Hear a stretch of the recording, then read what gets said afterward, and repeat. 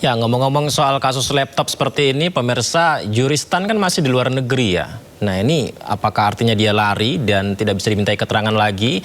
Apakah akan ada tersangka baru lagi? Bagaimana perkembangan kasusnya? Di mana Nadiem Makarim semakin lama mendekam di balik jeruji, tapi penegakan keadilan terasa belum sepenuhnya terbukti. Fakta persidangan menguak ratusan miliar mengalir ke banyak pihak tanpa henti. Jangan-jangan hukum seolah tumpul dan tak satu pun berstatus tersangka yang menyusul. Jangan sampai demikian. Kita bahas lebih dalam bersama narasumber kita, pakar hukum pidana Universitas Trisakti, Azmi Syahputra. Selamat malam, Assalamualaikum Bang Azmi. Selamat malam Bang Yudi. Waalaikumsalam warahmatullahi wabarakatuh. Ya, Bang, urusan laptop jadi panjang, 10 tahun lebih. Anda melihatnya seperti apa Bang, yang dialami Nadiem nih Bang? Ya tentu kalau kita sandingkan dengan tuntutan jaksa 18 tahun, ya, itu kan 2/3. Ya iya. Pasti orang merasa ini ya setengah lebih dikit, gitu kan, tidak sampai 2/3, setengahnya aja 9 tahun tambah 1 tahun. Jadi belum sampai 2/3. Ya tentu jaksa merasa apa yang dia dakwakan dan dia tuntutkan ya mendekati dengan harapan daripada dakwaan dan tuntutannya. Apapun, sewaktu sekalipun ada satu dissenting hakim dan 2 majelis yang lain itu adalah menyatakan terbukti ya mau tidak mau dalam hukum pidana, ya ambil suara terbanyak gitu loh. Inilah yang menjadi upaya hukum untuk next ke depan gitu loh ya, karena beberapa putusan juga ada salah satu hakim terakhir kasus pengadaan tanah asrama haji Lampung di pengadilan pertama itu adalah diputus, salah satu hakimnya dissenting, tapi di pengadilan tinggi itu akhirnya juga onslah gitu loh. Jadi ada perbuatan tapi tidak dipidana gitu loh. Jadi ya lagi-lagi ini yang harus dilakukan oleh teman-teman katakanlah penasihat hukum, karena memang posisinya yang berlawanan posisinya secara profesional dan proporsional dalam hukum acara pidana yang sekarang, ya dia harus menemukan kunci-kunci daripada bagaimana membentuk nanti dalam pengajuan terhadap upaya hukum dalam hal ini banding. Ini menurut saya menjadi hal penting bagi teman-teman penasihat hukum ataupun advokat yang hari ini mendampingi Mas Nadiem. Bang Azmi, tadi juga ada hakim yang berbeda pendapat ya. Ini mengenai kasus Nadiem Makarim ini, di mana ada pernyataan bahwa tidak bersalah atau kewenangan dia sebagai menteri tidak melampaui apa yang dia lakukan, karena perbedaan peraturan kementerian itu bukanlah suatu hal yang salah begitu. Bagaimana Anda melihatnya mengenai perbedaan pendapat ini, Bang? Ya tentu pasti akan ada dialektika terhadap penerapan. Kalau tadi kita lihat ada pasal 2 dan pasal 3, maka yang ditempatkan itu adalah berarti kan diambil unsur menyalahgunakan kewenangan sebagaimana pasal 3 daripada Undang-Undang Tipikor untuk itu.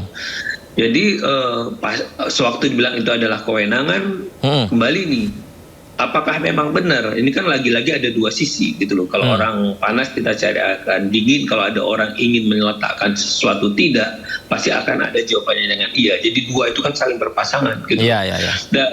Dua kutub ini akan selalu berpasangan, tinggal menelusuri identifikasi faktanya atau konstruksi terhadap perkara ini. Konstruksi perkara ini kalau kita mau fair-fairan dari awal, ini siapa pemantik awalnya gitu. Nah, itu dia. Jadi kan kita tahu bahwa negara menyediakan uang, ya kan? Ada anggaran negara yang memang disediakan dibuat tempat-tempat daerah tertentu pengadaan laptop ini. Artinya itu kan sudah direncanakan. Terus setelah uang itu ada aturan pada waktu itu yang mensyaratkan harus juga nggak boleh laptopnya hanya luar negeri, semua dari luar. Ada persyaratan pada waktu namanya TKDN. Jadi produk-produk dalam komponen dalam negeri itu harus. Jadi kita harus melihat secara utuh untuk melihat fakta ini, gitu loh, Mas. Jadi jangan-jangan ada orang-orang lain yang diuntungkan ini, gitu loh. Apakah memang Nadiem sendiri atau ada perusahaan-perusahaan distributor yang sejak awal? Ini dananya dana apa nih? Dana alokasi khusus yang juga sampai ke daerah. Itu enggak? Mereka yang ada aktif dari bawah. Kenapa juga tidak digali distributor itu, terus unit-unit kecilnya, kan harus ada mata rantai. Ini menjadi titik kunci juga menurut saya. Ini kan nggak muncul. Yang seharusnya ini harus muncul. Itu tanda tangan Pak Nadiem di Permendikbud itu, apakah artinya mengunci merek-merek tertentu atau hanya mengunci operating system saja, Bang Azmi? Nah, ini yang kalau kita bilang, kalau Nadiem kembali ke Pak Nadiem tadi, ini kan ada yang juristan nanti disebut. Nah itu dia. Juristan ini yang menjadi titik kunci dakwaan yang hari ini ya katanya di DPO-kan. Sampai sejauh mana? Ini kan penguncian spesifik itu terjadi, yang namanya staf khusus pada waktu itu adalah yang namanya Pak Juristan. Juristan sampai hari ini dalam posisi ini sudah DPO. Siapa yang paling utama di dalam peristiwa ini? Juristan yang bermain kah? Apakah Juristan di bawah kendali ya Pak Nadiem ini memang menggerakkan semuanya? Dan lagi-lagi ini memang perlu keterbukaan gitu loh. Apakah Juristan berani tanpa memang arahan komando dari Pak Nadiem, atau sebaliknya memang Juristan yang memang nakal di luar keinginan tahu dari Pak Nadiem gitu loh.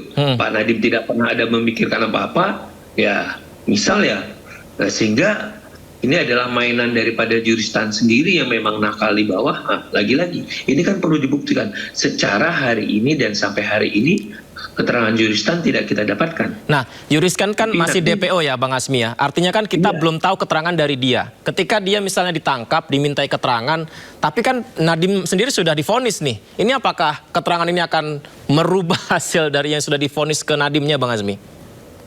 Tentu tidak. Artinya kan hakim Tidak sudah mungkin, hari kan? ini memang menyatakan Nadiem langsung tetap dalam tahanan gitu. Okay. Dan hakim sudah menyatakan adalah ada putusan pemidanaan. Karena Pak Nadiem baru bisa dilepaskan kalau ada putusan baru lagi. Jadi kalau nanti putusan banding menganulir daripada putusan pengadilan tingkat pertama, pengadilan tipikor ini, barulah bisa gitu loh. Jadi putusan harus dibalas dengan putusan gitu loh. Lagi-lagi dalam pertimbangan hukumnya, faktanya kalau kita lihat dalam pasal 250 Kitab Undang-Undang Acara Pidana berkaitan tentang katakanlah esensi daripada putusan, di situ kan akan lihat hakim dalam huruf D, F, dan H 250 itu dinyatakan faktanya apa, bersesuaian atau tidak, keadaan yang memberatkan, keadaan yang meringankan, pasal yang diterapkan sehingga yang dituduhkan untuk itu kan menjadi hal esensi. Hakim melihat kesesuaian alat bukti atas fakta-fakta itu. Kalau itu terjadi, kalau itu didapatkan bahwa keadaan Pak Nadiem, perbuatan Pak Nadiem memang dapat dikualifikasi sebagai pidana, ya mau tidak mau harus diputuskan. Hakim mengambil putusan pidana untuk itu. Terlepas nanti katakanlah yang hari ini di DPO kan oleh kejaksaan gitu. Ya. Ini harus ada penjelasan sampai sejauh mana, pencarian, sampai sejauh mana Juristan ini peran-peran kuncinya. Karena lagi-lagi seperti yang tadi, penguncian spesifik terhadap produk ini diduga dilakukan oleh Juristan yang menjadi staf khususnya Pak Nadiem. Sejauh ini begitu lekat. Sejauh ini sih Bang Azmi, kalau saya cari data di media sosial dan juga informasi di internet ya, Juristan ini terkendalanya karena memiliki status permanen residen di Australia dan sekarang sedang memproses red notice melalui Interpol untuk menangkapnya, gitu Bang Azmi. Ya, artinya kan progres itu ada. Dari sinilah nanti pemantiknya, karena memang dia adalah jadi jembatan atau katalisator dalam perkara ini. Adakah peran-peran lain? Kalau bahasanya itu adalah delik penyertaan dalam pasal 55 maupun pasal 20 Kitab Undang-Undang Pidana yang saat ini gitu. Adakah orang-orang lain yang tadi terlibat gitu loh. Hari ini juga harus dipikirkan dari sprindik ini, apakah ada juga di Kejaksaan Tinggi polda-polda di daerah-daerah yang juga mengumpulkan uang pengembalian ini gitu. Karena ada juga provider atau perusahaan-perusahaan laptop itu hari ini sudah mengembalikan kerugian keuangan negara itu. Ini dihitung atau tidak? Nah, sehingga tim advokatnya Pak Nadiem ini juga harus menyisir apakah sprindik yang dikeluarkan oleh Kejaksaan Agung atau Tipitsut hari ini itu juga dipakai di kejaksaan tinggi di bawah.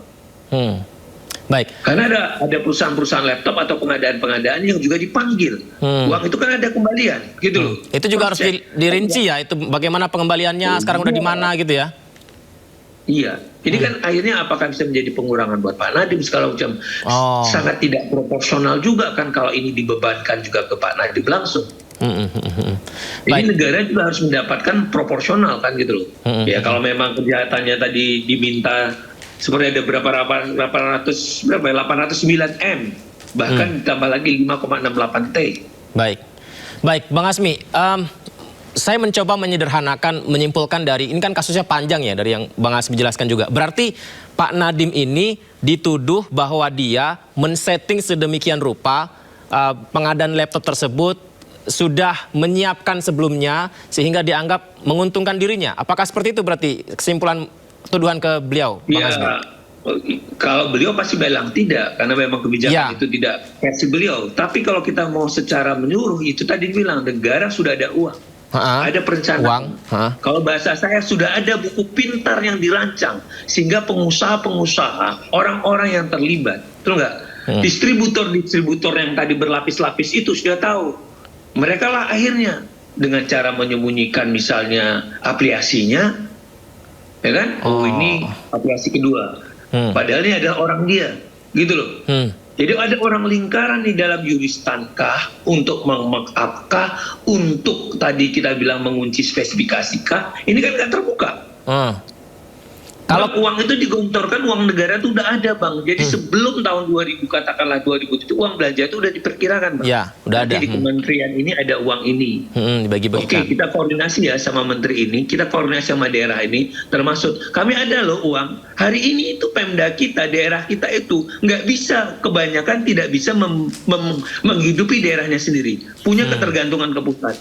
Terus akhirnya mereka bilang, oh kalau mau ini boleh. Berarti kita perlu persetujuan orang atau ada tawar-menawar dengan kementerian itu atau lembaga itu. Ya. Karena ada setor uang dibuka, nanti saya bantu kamu sekian, ya kamu asal sekian. Atau kamu akan saya bantu sekian, nanti pilih ya perusahaan ini ya. Kamu klik ya yang ini ya. Nah, ini yang saya bilang tadi, ada multi layer berlapis-lapis dari distribusi ini sejak awal dan kewenangan. Bukan Pak Nadiem sendiri tentunya. Kalau mau sikat habis dong. Dong Yudi. Ya, baik. Kita akan lanjutkan, Bang. Tapi nanti kita simak dulu terlebih dahulu ini informasi mengenai pernyataan Nadiem Makarim, Bang. Katanya Nadiem Makarim menyatakan akan mengajukan banding. Kita simak berikut.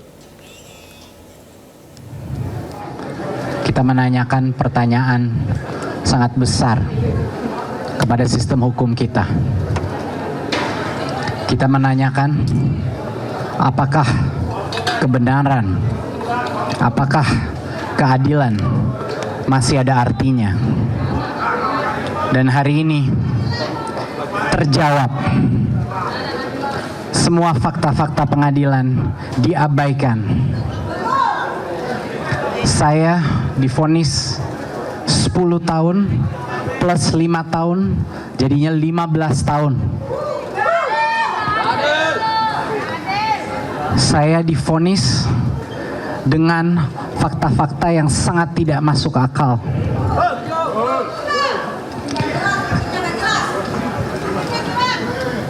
Saya mendengarkan para hakim-hakim berbicara, tapi keempat hakim yang memvonis saya 10 tahun bersalah itu tidak bisa melihat saya ke mata saya langsung. Tidak ada satupun dari mereka yang ingin melihat langsung ke mata saya, karena saya tahu isi hati mereka. Mereka tahu saya tidak bersalah. Saya telah berjuang selama 1 tahun ini untuk membuka semua kejujuran yang telah kami lakukan. Semua niat baik yang telah saya dan tim saya lakukan di masa kementerian sudah kita jelaskan. Tapi seolah-olah tidak ada artinya. Mana keadilan? Allahu Akbar. Allahu Akbar. Saya tentunya akan terus berjuang. Demi anak-anak saya, demi keluarga saya, demi seluruh negara Indonesia yang saya masih cintai. Saya akan berjuang. Saya akan segera melaksanakan naik banding untuk berjuang demi kebenaran, demi anak-anak muda, demi profesional yang di luar sana, demi semua orang jujur yang dikriminalisasi. Saya tidak akan berhenti. Mohon doa, mohon dukungan, mohon suara Anda, dan mohon keberanian Anda. Baik, kita lanjutkan Bang Azmi. Tadi bagaimana upaya banding yang disampaikan oleh Nadiem Makarim. Salah satu yang juga diungkap oleh kuasa hukum Nadiem Makarim, Bang Azmi, ini adalah mengapa tidak dimintai keterangan dari pihak Google-nya. Kemudian yang kedua, ada beberapa saksi yang sudah mengakui menerima uang tapi tidak ditetapkan sebagai tersangka. Nah, keganjilan-keganjilan ini yang akan disuarakan dalam banding. Menurut Anda gimana? Ya, ini yang saya bilang seharusnya konstruksinya sejak awal, konstruksi atas perkara ini harus utuh. Nggak boleh ada yang ditutupi. Kan tinggal dua. Apakah Pak Nadiem memang ada menyimpan satu kisah atau ada orang-orang atau aktor tertentu yang terlibat yang dia tidak buka? Ini kan juga perlu keberanian. Jadi biasanya dialektika ini akhirnya hari ini kalau kita lihat statement Pak Nadiem tadi, dia menyampaikan satu perasaan yang kekecewaan tadi, apakah ada yang dia tutupin? Kalau dia terbuka sejak awal, jadi kan ada dua, apakah penyidik terbuka sejak awal? Kalau penyidik juga tidak terbuka sejak awal, bisa jadi juga kejahatan ada di tingkat aparat penegak hukumnya. Gitu. Dia potong kompas, dia pilah-pilah, ada orang-orang tertentu yang dianggap bisa berpihak dan menguntungkan dan memberatkan segala macam, sehingga tidak. Tapi karena memang targetnya adalah misalnya Pak Nadiem sebagai utamanya, Pak Yuristam dan orang-orang tertentu saja yang dapat, itu dijadikan. Karena mungkin kuncinya atau titik kunci utama dari aktor kejahatan ini dianggap orang-orang tersebut. Maka saya bilang tadi, seharusnya ditarik dari awal. Pemegang daripada sertifikat TKDN waktu itu siapa? Orang-orang yang menjadi distributor, subdistributornya siapa? Pelaksana lapangannya seperti apa? Gitu. Kalau ini ditarik secara utuh, akan nampak siapa yang sebenarnya mendominasi, siapa yang sebenarnya ini curang, siapa yang sebenarnya ini kejahatan. Ini kalau ini nggak dibuka, ya ujung-ujungnya tidak ada uang yang masuk ke dalam aparat penegak hukum. Itu uang akhirnya dihitung atau tidak, ke kas mana itu nanti segala macam. Kalau kita tadi, karena ini banyak distributor ke setiap daerah. Pak Nadiem udah terbuka enggak? Yang distributor itu yang paling besar itu pemilik sahamnya siapa di belakangnya? Bukan dong. Soalnya Jangan-jangan mereka punya komprominya di situ, Mas. yang apa di media sosial tuh, Bang Azmi, semua, jangan tanggung. netizen tuh bilang gini, Bang Azmi, katanya kalau begitu misalkan menteri nih, terus ada kebijakan, dia membuat sebuah kebijakan, tapi ternyata ada kesalahan di bagaimana eksekusinya begitu. Berarti semua menteri punya potensi bisa disalahkan dong. Itu masuk akal nggak kalau ceritanya begitu? Ya, ada arti gini, Mas, mereka kan pemegang kunci kewenangan, mereka memang yang paling tertinggi, pengendali, kontrol itu ada di mereka. Suatu kekuasaan dan kewenangan itu diberikan tertinggi mereka, tentu mereka bisa bilang mau hitam, bisa bilang putih. Tapi hari ini politik hukum dan penegakan hukum kita kan mau nggak mau, Mas, harus bermitra dengan politik, bermitra dengan pengusaha. Betul. Akhirnya terganggu di situ. Ya tinggal yang saya bilang tadi, ini yang nggak mau terbuka sejak awal, Pak Nadiem yang setengah kopling, atau memang aparat penegak hukumnya. Saya lagi-lagi dalam konteks sebagai akademisi ya, Mas, betul nggak? Saya tidak pro kanan dan kiri.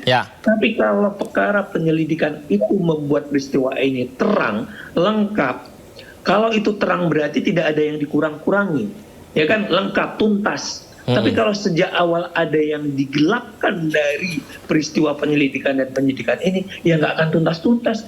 Baik. Sampai kucing pakai behel pun juga nggak akan tuntas-tuntas gitu loh. Baik, Bang Azmi. Terima kasih banyak, Bang. Sayang waktu kita terbatas, Bang. Nanti kita bisa ngobrol lagi ya, Bang Azmi ya. Sehat selalu ya, Bang. Selamat malam. Assalamualaikum.